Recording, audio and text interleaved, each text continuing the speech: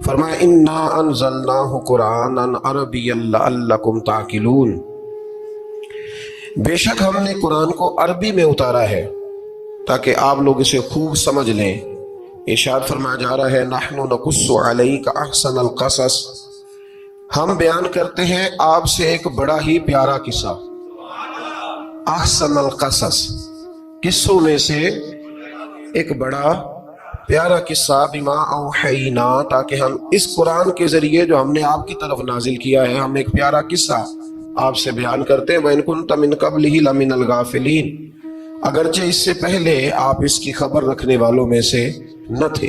قصہ کیا ہے؟ قصہ یہاں سے شروع ہوتا ہے، اِذْ قَالَ يُوسُفُ لِأَبِيهِ، جب کہا حضرت یوسف علیہ السلام نے اپنے باپ سے، کیا کہا یا ابتی، اے میرے باپ، انی رأیت احد عشر کوکبا، بے شک میں نے خواب میں دیکھے ہیں 11 ستارے، والشمس، اور سورج، والقمر، اور چاند، رأیتہم لی ساجدین، کہ وہ مجھے سجدہ کر رہے تھے۔ یہ خواب دیکھا حضرت ابراہیم علیہ السلام کے بیٹے حضرت اسحاق علیہ السلام، اور حضرت اسحاق علیہ السلام کے صاحبزادے حضرت یعقوب علیہ السلام۔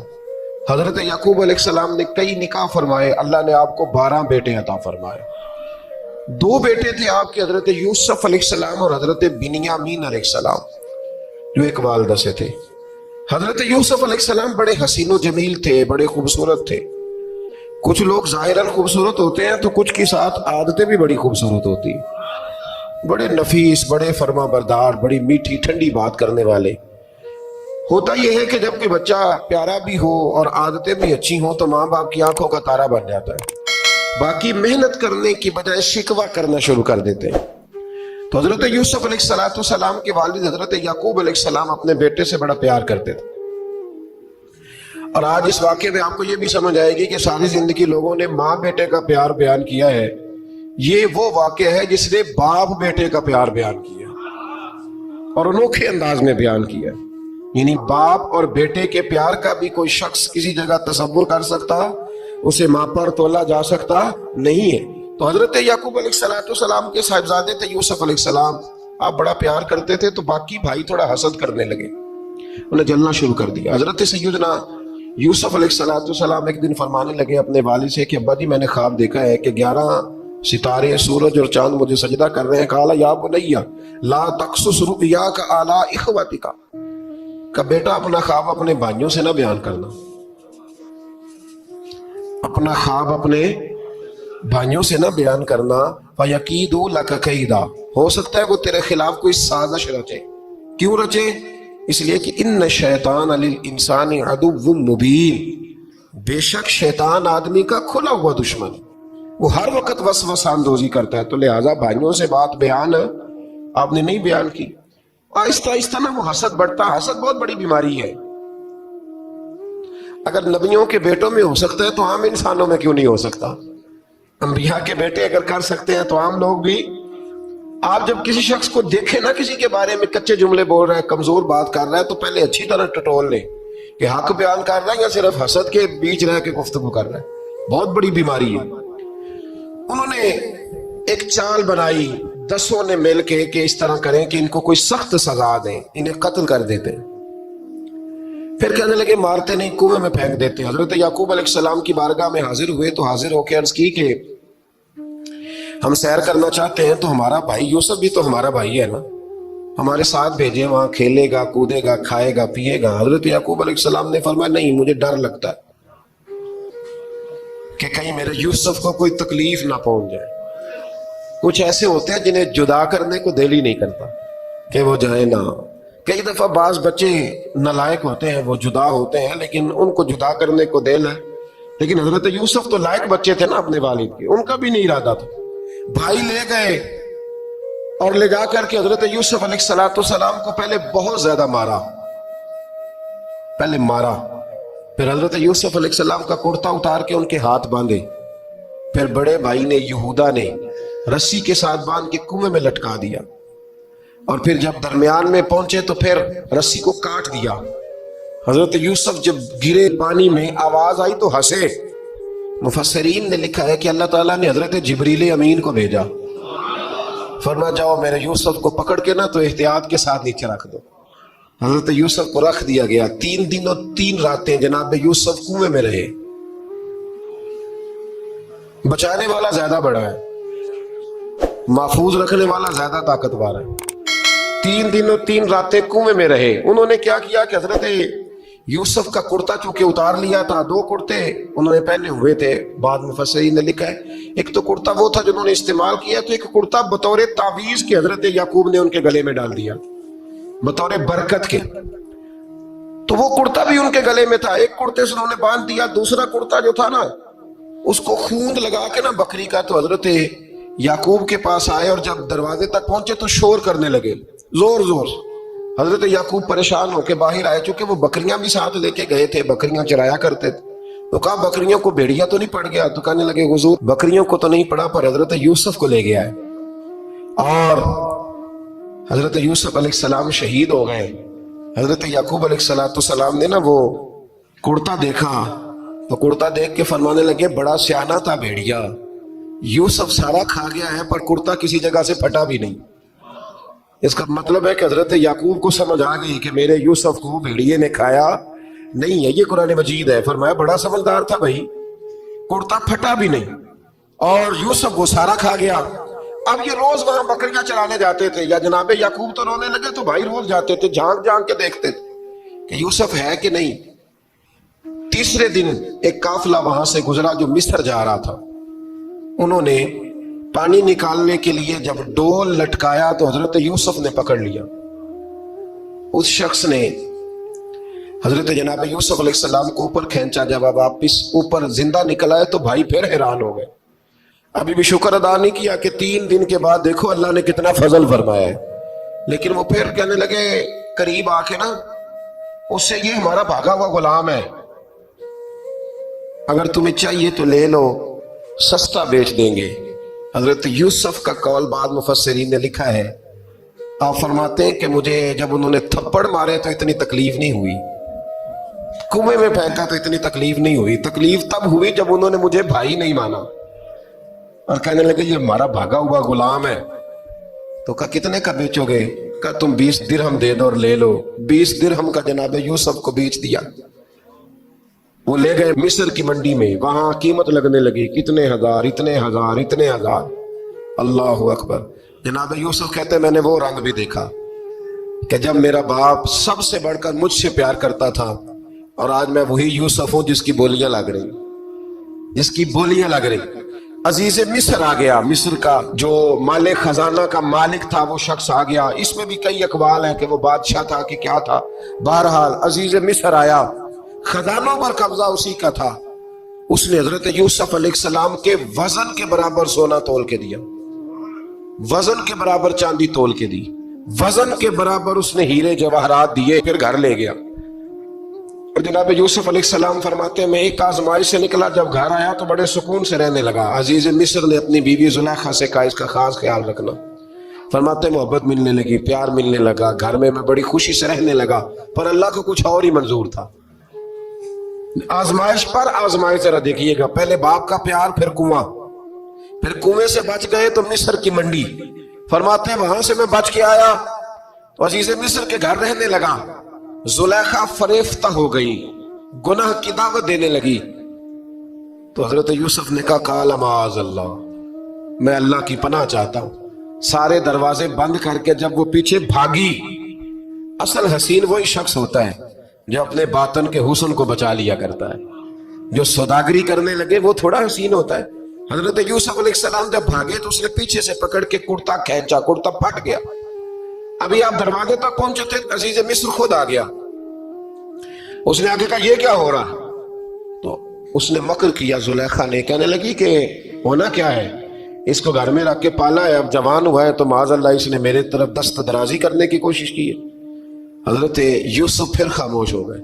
بھائی بیچ رہے تھے تو پھر بھی خاموش تھے۔ کبھی کبھی کچھ چیزیں خاموش رہ کے سہنی پڑتی، زخم پہ زخم کھا کے جی، خون جگر کے گھونٹ پی، آہ نہ کر لبوں کو سی، یہ عشق ہے کو دل لگی نہیں۔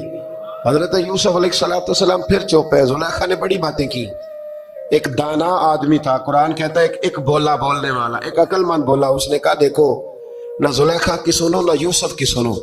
اگر تو کرتا آگے سے پھٹا ہوا تو پھر غلطی ہے جناب یوسف کی، اور اگر پیچھے سے پھٹا ہے تو پھر زلیخا کی غلطی. حضرت یوسف کی معاذ اللہ پھر غلطی. تو عزیز مصر نے کرتا دیکھا تو پیچھے سے پھٹا تھا، لیکن امام قرطبی کہتے ہیں وہ کوئی عقل مند آدمی نہیں، وہ تو 4 مہینے کا بچہ تھا. وہ ایک 4 مہینے کا وہ قریب تھا. حضرت یوسف علیہ السلام کی گواہی دینے کے لیے اللہ نے اسے زبان دی تھی. زلیخا کے ماموں کا بیٹا تھا، 4 مہینہ کا گہوارے میں لیٹا ہوا، جب بادشاہ سے فیصلہ نہیں ہو رہا تھا اور بادشاہ پریشان تھا عزیز مصر کہ کسی کو جا کے بتاؤں گا تو کوئی کیا سوچے گا، اس کے گھر میں کیا کچھ ہوتا ہے. کہتے پریشان تھا تو پنگوڑے سے بچہ بول پڑا. کہنے لگا بادشاہ اگر تو کرتا آگے سے پھٹا ہے تو پھر معاذ اللہ غلطی حضرت یوسف کی، اگر پیچھے سے پھٹا ہے تو پھر زلیخا کی. تو کرتا پیچھے سے پھٹا تھا، حضرت یوسف کے حق میں گواہی مکمل ہو گئی.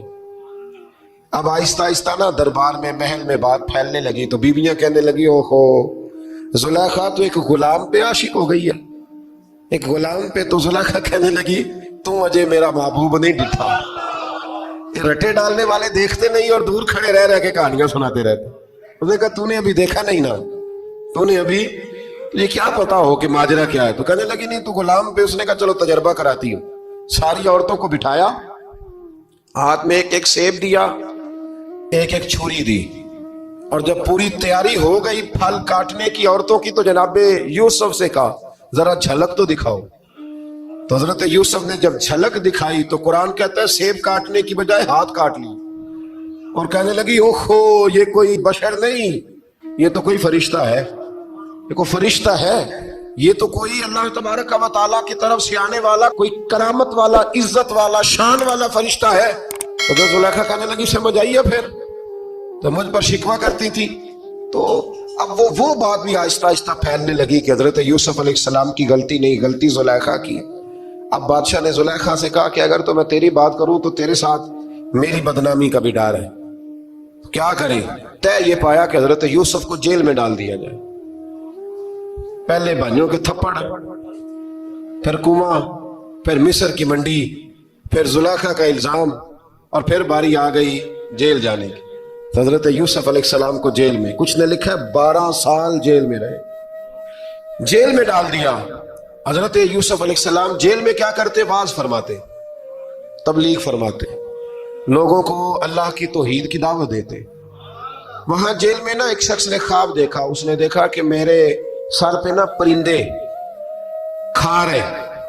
تو حضرت یوسف کہنے لگے اس کی تعبیر یہ ہے کہ تجھے قتل کیا جائے گا اور تیری لاش کچھ دیر پڑی رہے گی تو پرندے تیرے سر پہ آ کے بیٹھیں گے، یہ تعبیر ہے. ایسا ہی ہوا، واقعی وہ شخص قتل ہو گیا. ایک شخص نے دیکھا کہ وہ شراب کشید کر رہا، اس نے بھی تعبیر پوچھی تو آپ نے فرمایا تو اپنے بادشاہ کو پلائے گا. محسوس ہوتا ہے کہ اتنی دیر تک شراب ناجائز نہیں تھی، تو اس کو شراب پلائے گا، یہ اس کی تعبیر ہے. وقت گزرتا گیا. وقت جو ہوتا ہے نا، وقت یہ خود بخود لوگوں کی بے گناہی ثابت کر دیتا ہے. ایک وقت میں نا پراپوگنڈا ہوتا ہے تو ہر آدمی پراپوگنڈے کا شکار ہوتا ہے. پھر جب وقت گزرتا جاتا ہے تو خود بخود وقت کا گزرنا کچھ چیزوں کا خود بخود حل بن جاتا ہے. حضرت یوسف علیہ نبینا علیہ السلام کو جب 12 سال بیت گئے تو بادشاہ نے، عزیز مصر نے خواب دیکھا.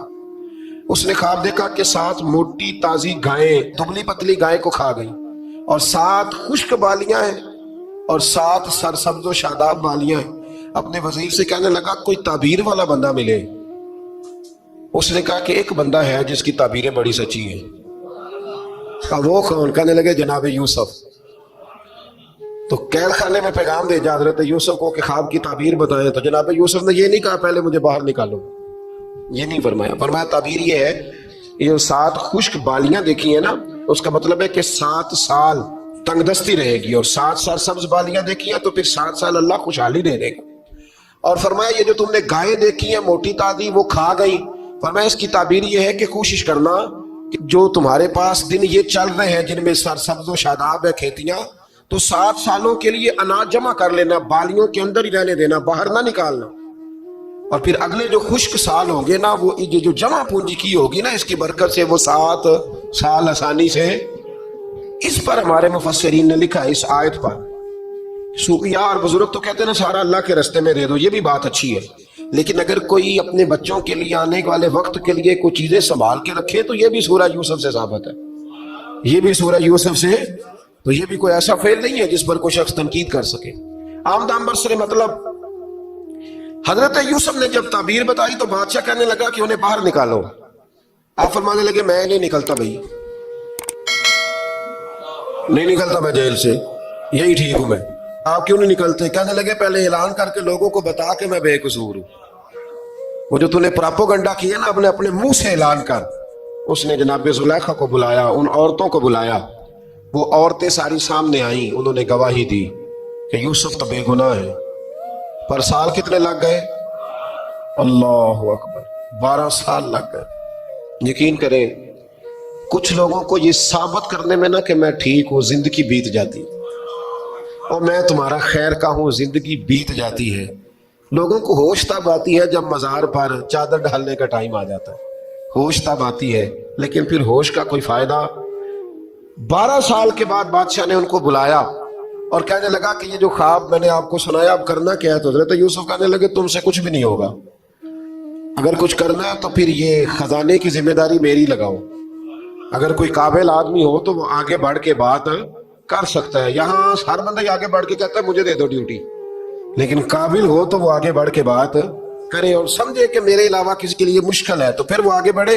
حضرت یوسف نے جب کہا تو انہوں نے آپ کو وزیر خزانہ بنا دیا۔ پھر ایک وقت آیا کہ وہ عزیز مصر ہی بن گئے، قحط پڑ گیا۔ جب مصر میں قحط پڑا تو دائیں بائیں بھی قحط پڑا، کنعان کے آپ رہنے والے تھے، وہاں بھی قحط پڑا۔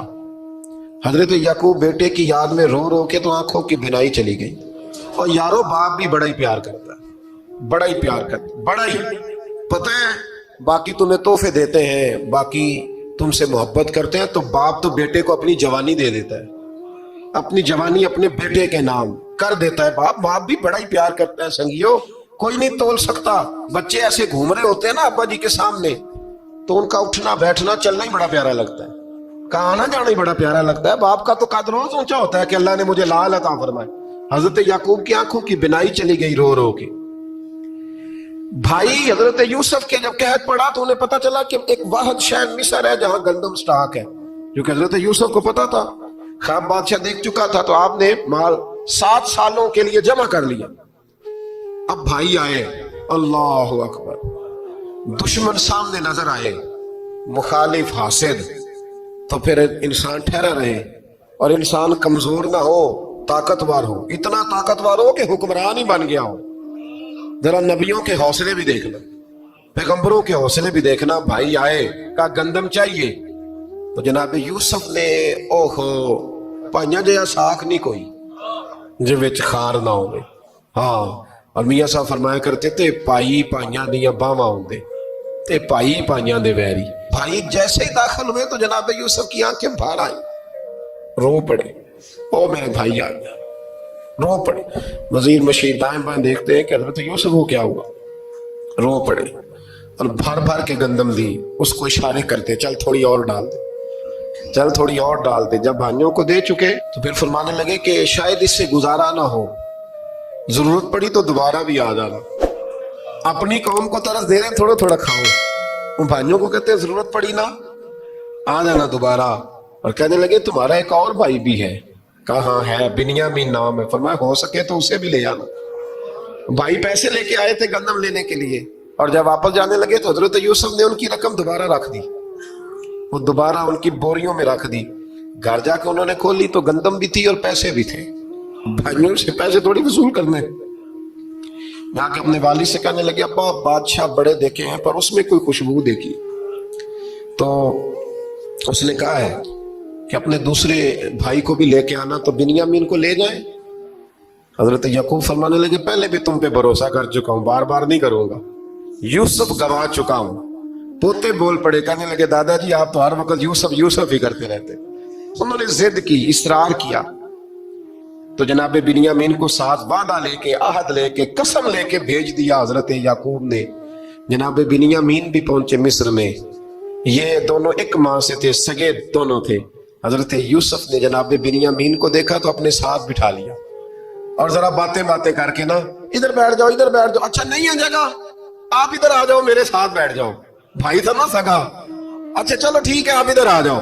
بھائی کو ساتھ بٹھا لیا, اور پھر جب چیزیں دینے لگے تو کان میں کہنے لگے, وہ پریشان تھے نا حضرت بنیامین کہ یہ بندہ کیا کر رہا ہے, تو کان میں کہنے لگے میں بھائی ہوں تیرا, میں یوسف ہوں. تو اس طرح کہا یار تھوڑے دن میرے پاس رہ نہیں جاتا. حضرت بنیامین کہنے لگے رہ جاتا ہوں. رہ گئے جناب بنیامین. اب کہا نہیں میں نہیں بھیجوں گا. کچھ لوگوں نے یہ لکھا ہے کہ حضرت بنیامین کے جو بوری تھی اس کے اندر انہوں نے تھیلے کے اندر شاہی پیالہ رکھ دیا اور فرمایا اس کو ہم نہیں جانے دیں گے, ہمارا پیالہ کیسے, یہ نہیں کہا کہ یہ چور ہے, کہا پیالہ کیسے آیا اس کے تھیلے پہ, لہذا یہ ابھی اب رہے گا ہمارے پاس, دیکھیں گے. وہ باقی چلے گئے تو یہودا کہنے لگا کہ میں نہیں جاتا, میں یہی ٹھہروں گا, اس لیے کہ میں باپ کو کیا بتاؤں گا کہ پہلے بھی میں کرتا میں ہی لے کے گیا تھا یوسف کا, اب میں کیا بتاؤں گا. واپس گئے اور جا کے بتایا کہ جناب بنیامین کو انہوں نے رکھ لیا ہے, معاملہ بن گیا ہے. وہ کہتے ہیں کیسے پیالہ آیا ہے, شاہی پیالہ. حضرت سیدنا یعقوب علیہ السلام فرمانے لگے میں نے تمہیں پہلے ہی کہا تھا کہ تم میرے بنیامین کو بھی لے جا رہے ہو, پہلے میں بھروسہ کر کے یوسف کے معاملے میں پریشان ہوں. فرمایا اس طرح کرو, جاؤ ڈھونڈو جا کے میرے یوسف کو, اور ڈھونڈو جا کے میرے بنیامین کو, جاؤ تلاش کرو. اللہ اکبر. بھائی دوبارہ آئے, گندم بھی ختم ہو گئی تھی. آتے ہی کہا کہ اے عزیز مصر بڑی بری حالت ہے, ہم بڑے پریشان ہیں, ہمارے باپ کی رو رو کے آنکھیں چلی گئی ہیں, مہربانی کرو کچھ گندم بھی دے دو, اور اس طرح کرو کہ ہمارا بھائی بھی ہمیں واپس کر دو تاکہ ہم اسے لے جائیں اور ہمارے والد گرامی کی آنکھیں ٹھنڈی ہوں. حضرت یوسف علی نبینا علیہ الصلوۃ والسلام ان کی باتیں بھی سننے لگے اور غور سے ان کے چہرے بھی دیکھنے لگے, غور سے. تو جب انہوں نے حضرت یوسف علیہ السلام کی طرف غور سے دیکھا تو حضرت یوسف کہنے لگے مجھے پہچانتے ہو, پہچانتے ہو؟ کہا نہیں. فرمانے لگے میں یوسف ہوں. قال انا یوسف, کہنے لگے میں یوسف ہوں, اور حضرت بنیامین کی طرف اشارہ کر کے کہنے لگے وہذا اخی, اور یہ میرا بھائی ہے. میں یوسف ہوں اور یہ میرا بھائی ہے. اور فرمانے لگے اللہ نے ہم پر احسان کیا ہے, اور جو تقوی اختیار کرتا ہے اور صبر کرتا ہے اللہ تعالیٰ اس نیک کے اجر کو کبھی ضائع, یہ نہیں فرمایا میں نے بڑے تقوی کیے پرہیزگاری کی تو بچ گیا. فرمایا جو بھی تقوی اختیار کرے گا, جو بھی صبر کرے گا, اللہ اس نیک کے اجر کو کبھی ضائع نہیں کرے گا. پھر فرمانے لگے جاؤ آج تم پر کوئی گناہ نہیں, جاؤ. ایک دم ہی اسی وقت ہی فرمایا جاؤ میں نے تمہیں معاف کیا, جاؤ میں نے تمہیں معاف کیا. اور فرمانے لگے میری دعا ہے کہ میرا رب بھی تمہیں معاف کر دے. پھر فرمایا کہ میری قمیض لے جاؤ, میرا کرتا, اور میرے باپ کی آنکھوں پہ ڈال دینا, امید ہے ان کی آنکھوں کی روشنی واپس آ جائے. جاؤ لے جاؤ. تو وہ کرتا لے کے گئے. اذهبوا بقمیصی ھذا, یہ میرا کرتا لے جاؤ. دیکھو اللہ والوں کے وجود سے جو چیز لگ جائے تبرک بن جاتی.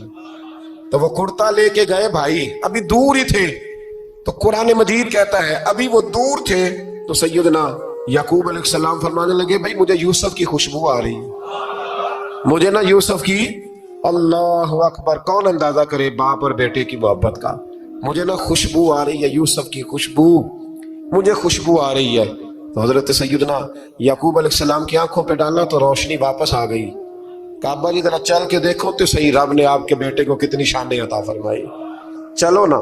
یہ 72 لوگ تھے جو یہاں سے چلے کنان سے, اور ہزاروں کا لشکر لے کر حضرت یوسف آئے, ہزاروں کا لشکر لے کے والد کے استقبال کے لیے. اور جب باپ بیٹے کی ملاقات ہوئی تو امام غزالی فرماتے ہیں 4 لوگ دنیا میں بڑا ہی روئے ہیں.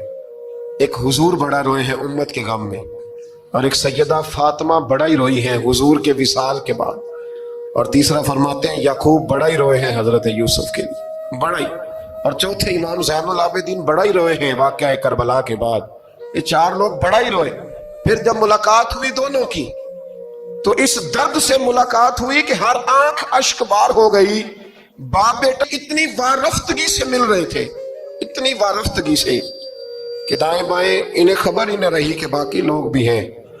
حضرت علامہ اسماعیل حقی نے لکھا ہے کہ جناب جبریل امین حضرت یعقوب کے کان میں کہنے لگے بس کریں, اوپر تو ذرا نظر اٹھائیں, فرشتے بھی دیدار کے لیے آئے ہوئے.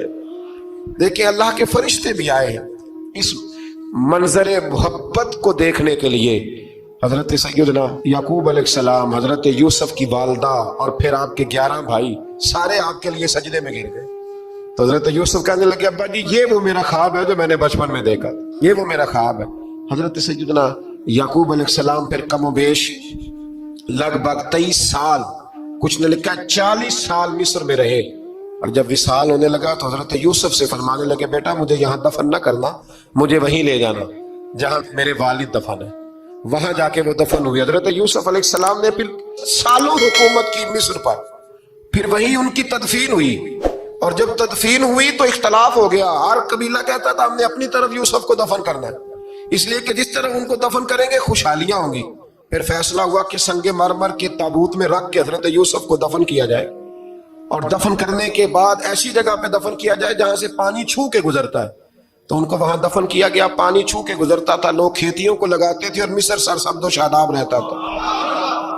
اور پھر حدیث پاک میں موجود ہے، مولا علی شیر خدا رضی اللہ تعالی عنہ فرماتے ہیں کہ نبی کریم علیہ السلام کی بارگاہ میں ایک اعرابی آیا.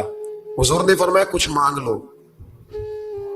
اس دیہاتی سے حضور نے فرمایا ہے آج وہ مائل باتا اور بھی کچھ مانگ لے. تو وہ کہنے لگا حضور آپ مجھے سواری کے لیے اونٹ دے دے.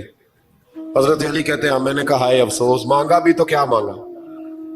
حضور نے فرمایا چل کچھ اور مانگ لے. کہنے لگا چلے آنے جانے کے لیے کرایہ بھی دے دے، زادرہ بھی دے دے، کھانے کا. کیا مانگا؟ تو حضور علیہ السلام نے اسے دے دیا. تو محبوب فرمانے لگے تجھ سے تو موسیٰ علیہ السلام کے دور کی وہ بوڑھی اچھی تھی. کہا وہ بوڑھی کون سی بوڑھی؟ تو حضور علیہ السلام فرمانے لگے رب کریم نے حضرت موسیٰ کو حکم دیا کہ جب آپ مصر سے نکلے تو حضرت یوسف کی قبر کو کھود کر ان کا تابوت بھی ساتھ لے جائیں. حضرت سیدنا موسیٰ علیہ السلام نے عرض کی مالک وہ کیسے پتہ چلے گا؟ فرمایا وہ تو آپ نے خود ہی پتہ کرنا ہے کہ وہ تابوت کہاں ہے. وہ دریا کے اندر تھا. کیسے پتہ کرنا ہے؟ پتہ کرتے کرتے پتہ چلا کہ ایک بوڑھی اماں ہے، اسے پتہ ہے تابوت کہاں ہے. وہ کدھر ہے تابوت؟ تو بوڑھی اماں کو پتہ ہے. حضرت موسیٰ بوڑھی کے پاس گئے، کہنے لگے اماں وہ تجھے پتہ ہے یوسف کی قبر کہاں؟ کہنے لگی پتہ ہے. تو کہا پھر بتا دو. کہنے لگے مفت میں بتا دوں، نبی کے مزار کا ایڈریس اور فری میں بتا دوں، یہ کیسے ہو سکتا ہے؟ تو حضرت سیدنا موسیٰ فرمانے لگے چل قیمت لے. طبرانی کی حدیث ہے، حضور بیان فرماتے ہیں حضرت موسیٰ کہنے لگے بتا کیا لے گی؟ کہنے لگی مجھے نہ جنت میں وہ والا مکان دلائیں جس کے پڑوسی موسیٰ علیہ السلام ہو، میری اور آپ کی دیوار کٹھی ہو، کیا عقیدہ کاند ہے. اللہ اکبر. تو حضرت موسیٰ کہنے لگے چل اماں مہربانی کر جنت مانگ لے، اب تو پڑوس ہی مانگنے لگ گئی ہے. تو اب نبیوں کا درجہ تو بڑا ہوگا، تو دینے والا اللہ ہے، میں دعا کرتا ہوں. تو کہنے لگی جی ٹھیک ہے، اگر آپ نہیں دیتے تو میں ایڈریس نہیں بتاتی. تو حضور فرمانے لگے اس سے تو وہ اچھی تھی. حضرت موسیٰ نے عرض کی کہ یا اللہ یہ نہیں بتا رہی تو اب کیا کروں؟ فرمایا موسیٰ وعدہ تو کر لے، مکان میں دے دوں گا، وعدہ کر لے. تو حضرت سیدنا یوسف کا مرتبہ دیکھیے کہ ان کے مزار کا پتہ بتانے کے لیے، مزار کا پتہ بتانے کے لیے اس خاتون نے حضرت موسیٰ سے جو قیمت لی وہ یہ تھی کہ میں جنت میں آپ کی پڑوسی بنوں گی، پھر ایڈریس بتاؤں گی.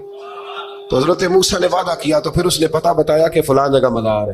یہ تقریباً سینکڑوں سال بعد حضرت موسیٰ وہ وہاں سے نکال کے تابوت کو اپنے ساتھ لے کر کے گئے.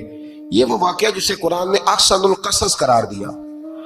اللہ کریم نے ہمیں اس واقعے میں یہ بتایا ہے کہ معاملات زندگی سے گھبرایا نہ کرو. جب بھی کوئی آزمائش آتی ہے نا تو پھر اللہ 2 آسانیاں عطا کرتا ہے. اور یہ بھی یاد رکھیں جو آسانیوں والے ہوتے ہیں نا آزمائشیں بھی انہیں آتی ہیں. جو لاڈلے زیادہ ہوتے ہیں کئی دفعہ تکلیفیں بھی زیادہ. اللہ تعالیٰ لاڈلوں کو تکلیفوں سے محفوظ رکھے، لیکن تکلیفیں بھی زیادہ انہیں آتی ہیں. حضرت یوسف لاڈلے تھے تو سیدھے کنویں میں گئے تھے، لیکن اللہ بڑا کریم ہے، بھائیوں نے 20 درہم قیمت لگائی تو رب کریم نے فرمایا دیکھنا پھر میں اپنے یوسف کی کیا قیمت بیان کرتا ہوں. جس طرح انسان چاہے اس طرح اس کے اوقات گزرے. محنت کرنا، کوشش کرنا، جدوجہد کرنا اس کی ذمہ داری ضرور ہے، لیکن ہوگا وہی جو رب چاہے گا. اللہ تبارک و تعالیٰ نے انسانی زندگی میں تمام موسم رکھے ہیں. بچپن کا موسم، جوانی کی بہار، بڑھاپے کے اوقات، اپنوں کا ملنا، اپنوں کا بچھڑنا،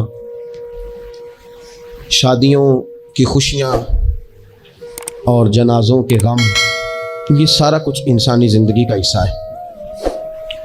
لیکن انسان چونکہ طبی طور پر کمزور ہوتا ہے، اپنے مزاج کے لحاظ سے بہت ساری جگہوں پہ اس میں ضعف پایا جاتا ہے، تو یہ کرتا یہ ہے کہ جس تسلی کے ساتھ خوشی کو قبول کرتا ہے، اسی طرح کھلے دل کے ساتھ غم کو قبول نہیں کرتا۔ من چاہی زندگی گزارنا چاہتا ہے، حالانکہ من چاہی زندگی تکلیف کا باعث ہوتی ہے، رب چاہی زندگی انسان کو سکون عطا کرتی ہے۔ اللہ تعالیٰ نے انسان کے ساتھ آزمائشیں رکھی ہیں، جس طرح اللہ تعالیٰ کی طرف سے ملنے والی نعمتوں کو قبول کرتا ہے، اسی طرح اس کی طرف سے آنے والی آزمائشوں کو بھی کھلے دل سے اسے قبول کرنا چاہیے۔ اور یہ بات درست ہے کہ وما اصابکم من مصیبت فبما کسبت ایدیکم، انسان پر کچھ مصیبتیں وہ آتی ہیں جو اس کے ہاتھوں کے کسب کی وجہ سے آتی ہیں۔ بہت ساری قوموں پر عذاب اس لیے آئے کہ انہوں نے بعض گناہ کیے تھے، لیکن یہ یاد رکھیے گا کہ عذاب ہمیشہ گناہوں کی وجہ سے نہیں آتے، تکلیفیں ہمیشہ گناہوں کی وجہ سے نہیں آتی۔ انسان دکھوں میں، مشکلات میں صرف اپنی غلطیوں کی وجہ سے نہیں الجھتا، بلکہ نبی پاک علیہ الصلاۃ والسلام نے فرمایا ہے اللہ تعالیٰ کسی بندے کو کوئی درجہ دینا چاہتا ہے، اس کے اعمال اس طرح کے نہیں ہوتے کہ اسے درجہ دیا جائے، اللہ اسے کسی مشکل میں ڈال کے اس کے درجے کو بلند فرما دیتا ہے۔ بلندی درجات کے لیے، قرب الہی کے لیے، اللہ تبارک و تعالیٰ کی بارگاہ کی معرفت کے لیے بھی مصائب آتے ہیں۔ آپ دیکھیے نا، نبی پاک صلی اللہ تعالیٰ علیہ وسلم نے فرمایا سب سے زیادہ تکلیفیں انبیاء پہ آتی ہیں، اور فرمایا میں اللہ کا محبوب ہوں، انبیاء کا سردار ہوں، میرے اوپر سب سے زیادہ تکلیفیں آئی ہیں، آزمائشیں آ جاتی ہیں۔ اور رب فرماتا ہے وَلَنَبْلُوَنَّكُمْ بِشَيْءٍ مِّنَ الْخَوْفِ وَالْجُوعِ، ہم ضرور تمہیں آزمائیں گے کچھ خوف کے ساتھ، کچھ بھوک کے ساتھ، وَنَقْصٍ مِّنَ الْأَمْوَالِ وَالْأَنفُسِ وَالثَّمَرَاتِ، ضرور تمہیں آزمائیں گے پھلوں کی اور جانوں کی کمی کے ساتھ۔ اگر تم اس میں ثابت قدم رہے، شکوے نہ کیے، اپنے رب کی رضا پہ تم راضی رہے، تو وَبَشِّرِ الصَّابِرِينَ، اے محبوب پھر جو میری رضا پہ صبر کریں انہیں میری جنت کی خوشخبری بھی عطا فرما دو۔ ہم تمہیں ضرور آزمائیں گے، خوف بھی، بھوک بھی، مالوں اور جانوں کی کمی بھی۔ مومن کی یہ شان ہوتی ہے کہ وہ کسی بھی موقع پر اپنے رب سے شکوہ نہیں کرتا، کسی بھی حال میں اپنے رب کی شکایت نہیں کرتا۔ نبی کریم علیہ الصلاۃ والسلام نے فرمایا اگر اللہ تعالیٰ کسی بندے کو بیمار کرے اور پھر اس بیماری پر وہ صبر کرے اور آنے والوں سے رب کا شکوہ نہ کرے، تو فرمایا اللہ تعالیٰ نے جو گوشت اسے دیا ہوتا ہے اس سے بہتر گوشت اللہ اسے عطا کر دیتا ہے۔ اگر اللہ تعالیٰ کی حکمت غالب ہو اور تقاضا اس بیماری میں اس بندے کے انتقال کے کر جانے کا ہو، تو فرمایا پھر اللہ تعالیٰ اسے شہادت کا درجہ عطا فرما دیتا۔ آزمائشیں آ جاتی ہیں، انسان پر مصائب آ جاتے ہیں، دکھ آ جاتے ہیں، تکلیفوں کا سامنا بندے کو کرنا پڑ جاتا ہے۔ اب یہ کہ اس میں اپنے دل کو، اپنی روح کو قرار دیا جائے، اپنے آپ کو اللہ کی رضا پہ کھڑا کیا جائے اور ان حوادث کا مقابلہ کیا جائے، ان چیزوں کو دیکھا جائے اور یہ غور کیا جائے کہ میرا رب اگر اسی بات میں راضی ہے تو یقیناً اس میں اللہ کی کوئی خاص حکمت ہوگی۔ قحط حضرت عمر کے زمانے میں بھی آ گیا تھا، بڑی مشکلات کا سامنا کرنا پڑا۔ تو ان مصائب میں انسان کو تھوڑا سا پہلے تو ہمت کرنی ہے، پھر اس میں کرنے کا جو کام ہے وہ یہ ہے کہ سب سے پہلا کام تو یہ ہے کہ اپنے رب کی بارگاہ میں کھل کے دعا مانگی جائے، اللہ تبارک و تعالیٰ کے حضور التجائیں کی جائیں، دعائیں کی جائیں، رب کریم کو منایا جائے۔